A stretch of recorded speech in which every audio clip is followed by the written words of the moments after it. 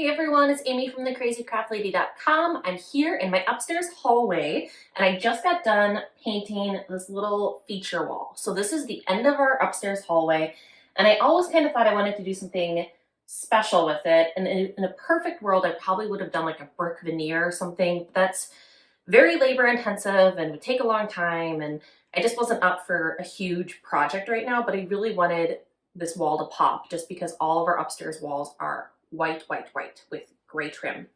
And so what I did is I hopped on the sponge painting trend. So it's been a big popular trend on Pinterest lately, taking the kitchen sponges, or I used like a construction sponge left over from when we tiled our bathroom. And all you do is you take paint and a sponge and a little bit of painter's tape if you want, guides along the way, but that's it, you guys. This was a $0 home decor project for me. That's right, $0. I used painter's tape that I already had, a sponge, like I said, left over from a painting project, and I used a Sherwin Williams paint sample. So this is like the color to go from Sherwin Williams. It's Mindful Gray. So these doors and the trim are Repose Gray, and so this is Mindful Gray. So it's just like one shade darker on the color scale because I wanted things to really pop. So I filmed a time-lapse video of this whole thing. Y'all, this was less than a 1 hour project, like Saturday afternoon, easy project. Here we go.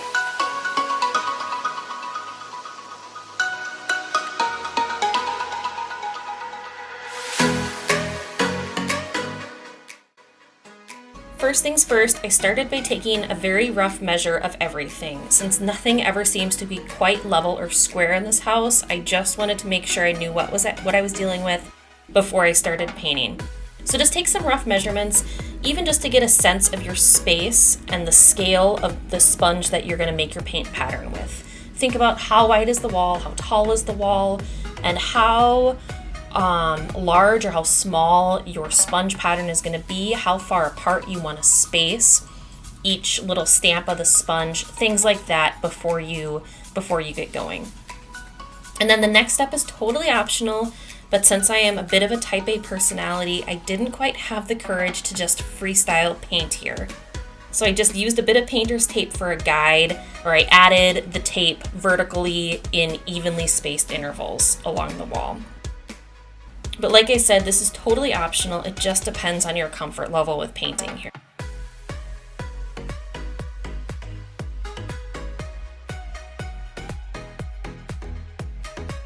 Then it was time to paint. I just stamped the long edge of a sponge right up on the wall.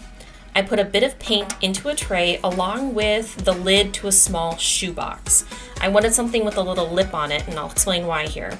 The idea here was that I could dip the long end of the sponge into the paint tray and then dab that sponge onto the shoebox lid, and then finally scrape away any excess paint from the two long edges of the sponge. By keeping those two long edges drier, I was able to keep paint from pooling or dripping on the wall. One of my biggest concerns with this project was having so much paint on the wall that the texture would then be impossible to cover up when I decide to paint this wall later. I think that by using this technique, it really helped minimize that. I ended up with all the pretty pattern without too much of that added texture. Then I just repeated this stamping process over and over on the wall. The further along I got, the more paint soaked deeper into the sponge, so I was able to get more stamps onto the wall between each time that I loaded up with paint. So you don't have to load up, dip, tap, scrape every single time. Towards the end, I was probably able to get 8 or 10 stamps onto the wall in one go before I then had to reload more paint. Then all that was left to do was peel away that tape. So here you have it, with nothing more than leftover DIY supplies and about 30 minutes on a Saturday afternoon. I was able to completely transform the look of this little upstairs wall. I love how this project turned out. I only wish that I had done it sooner. I do hope you enjoyed this tutorial. Until next time, happy making.